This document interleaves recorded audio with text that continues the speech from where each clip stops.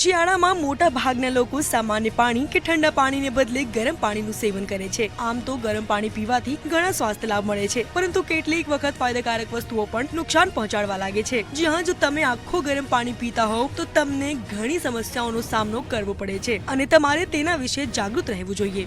સૌથી પહેલી વસ્તુ, જો તમે અત્યંત ગરમ પાણી પીતા હોવ તો તમારા મોં, ગળા અને પાચન ક્રિયામાં બળતરા થવા લાગે છે, તેથી ગરમ પાણીને બદલે તમને હુંફાળા પાણીનું સેવન કરવું જોઈએ। બીજું, જો તમે ખૂબ ગરમ પાણી પીતા હોવ તો તેનાથી ડિહાઇડ્રેશન થઈ શકે છે। નેક્સ્ટ, જેમને પહેલેથી જ પાચનની સમસ્યા હોય તેમને ગરમ પાણી ન પીવું જોઈએ, કારણ કે તે તમારા પેટની અસ્તરને બળતરા કરે છે।